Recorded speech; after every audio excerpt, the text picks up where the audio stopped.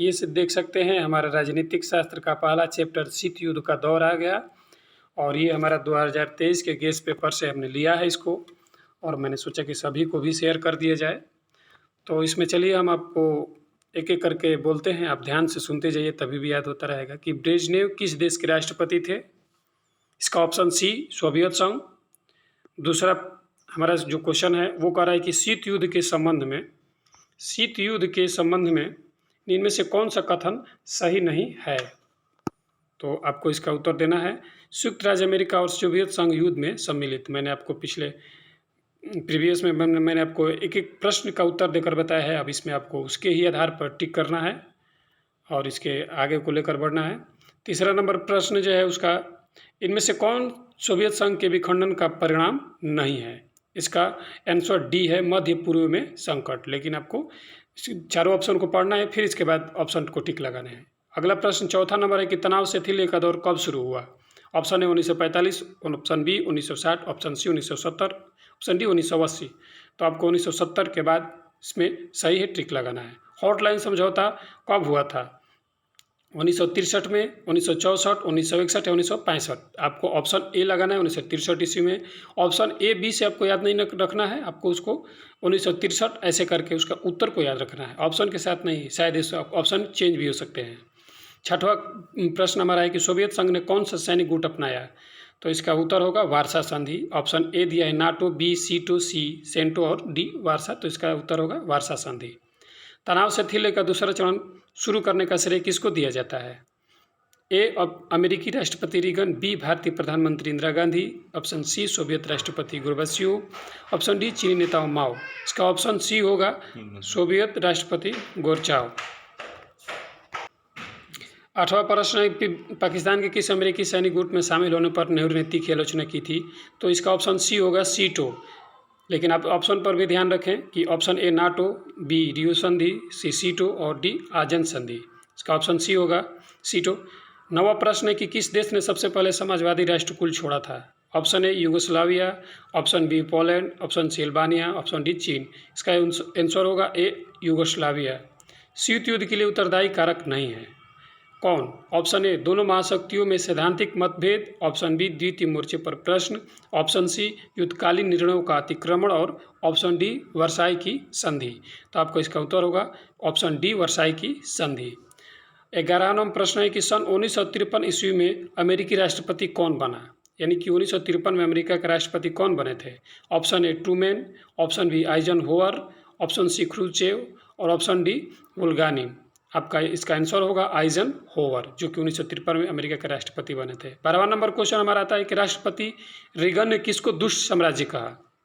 इसका ऑप्शन ए सोवियत संघ को, बी चीन को, सी हॉलैंड को और डी इसमें से कोई नहीं। इसका आंसर होगा सोवियत संघ को।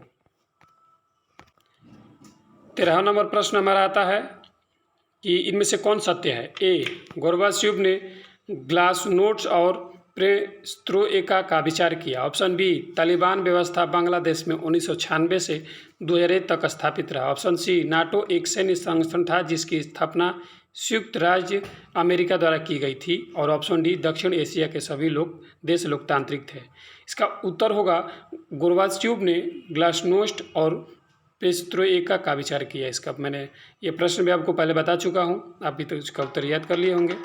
अगला प्रश्न हमारा जो है 14वां, निम्नलिखित में कौन सा कथन सत्य है। इसका ए ऑप्शन है भारतीय स्वतंत्रता के समय विश्व के दो शक्तिशाली गुटों के प्रभु क्षेत्र के फैलाव को लेकर, भारतीय स्वतंत्रता का समय विश्व दो शक्तिशाली गुटों में प्रभुत्व क्षेत्र के फैलाव को लेकर रसाकसी थी। बी पश्चिमी गुट का नेतृत्व संयुक्त राज्य अमेरिका और साम्यवादी गुटों का नेतृत्व सोवियत संघ कर रहा था।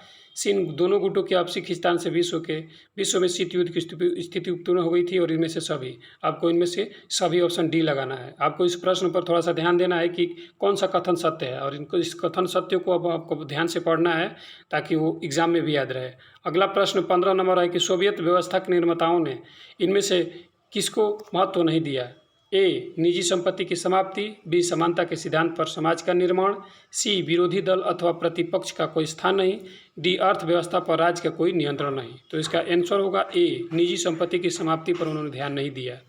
16वां नंबर प्रश्न है कि वार्सा संधि किस देश का सैनिक गुट था। ए सोवियत संघ, बी अमेरिका, सी पश्चिमी जर्मनी, डी फ्रांस। इसका आंसर होगा सोवियत संघ। 17वां प्रश्न है, किस विचारक ने युद्ध को क्रूर अनिवार्यता कहा? Option A Machiavelli, option B Hegel, option C Mussolini, option D Green. इसका आंसर होगा ग्रीन। किसने कहा कि राजनीतिक मूल्यों का प्राधिकृत विनिधान है जो किसी समाज में बाध्यकारी होते हैं? तो इसका ऑप्शन ए होगा Laski, option B Davis Easton, option C G Almond और डी आरजी गेटेल। इसका आपको उत्तर बताना है डेविड ईस्टन। ये भी मैंने आपको पीछे बताया है। 19वां प्रश्न कह रहा है कि किसे सत्ता का सिद्धांत शास्त्रीय माना जाता है? ए प्लेटो, बी अरस्तु, सी हॉब्स, डी हीगल। आपको इसका उत्तर बताना है ऑप्शन सी हॉब्स। 20वां नंबर प्रश्न कह रहा है कि पॉलिटिक्स नाम पुस्तक कौन लेखक हैं? Option A Plato, option B अरस्तु, option C Lasswell, option D Laski. तो इसका उत्तर होगा अरस्तु, ऑप्शन बी। किसने कहा कि मुझे स्वतंत्रता दो या मुझे मार दो? तो ए सुकरात, बी रूसो, सी थॉमस जेफरसन और डी जे एफ लॉस्की। तो इसका सी होगा थॉमस जेफरसन। 22 नंबर प्रश्न कह रहा है कि किसने कहा कि मनुष्य जन्म से स्वतंत्र है किंतु हर जगह बीड़ियों से जकड़ा हुआ है? Option A Hobbes, option B Locke, option C Rousseau और ऑप्शन डी बर्लिन। इसका उत्तर होगा रूसो। 23 नंबर प्रश्न हमारा कह रहा है कि निम्नलिखित में से कौन मार्क्सवादी विचारधारा से संबंधित नहीं है? ऑप्शन ए पूंजीवादी समाज, ऑप्शन बी समाजवादी समाज, ऑप्शन डी वर्गविहीन समाज, ऑप्शन डी वर्गविहीन एवं राज्यविहीन समाज। तो आपका इसका आंसर बताना है कौन? ए पूंजीवादी समाज। इसके साथ साथ अब आगे बढ़ते हैं कि 24वां नंबर प्रश्न कह रहा है हमारा कि ग्रामर ऑफ पॉलिटिक्स नामक पुस्तक के लेखक कौन है? A J S Mill, B R H Tawney, C L D Hobhouse और डी है एच जे लॉस्की। आपको इनका उत्तर बताना है एच जे लॉस्की। और हमारा अगला प्रश्न है भौतिक समानता का अर्थ क्या है? तो भौतिक समानता का अर्थ ऑप्शन ए में दिया हुआ है धार्मिक समानता, ऑप्शन बी सामाजिक समानता, ऑप्शन सी विवरणात्मक समानता और ऑप्शन डी वैधानिक समानता। इसका आंसर होगा वितरणात्मक समानता, ऑप्शन सी। तो ये हमारे थे प्रश्न। 26 नंबर प्रश्न की तरफ बढ़ते हैं। किसने कहा कि कानून के बल के बिना अधिकार एक शब्द की तरह है जिससे मनुष्य की कभी सुरक्षा नहीं हो सकती है? Option A T H Green, option B Thomas Hobbes, option C Jean Locke, option D Edmund Berg.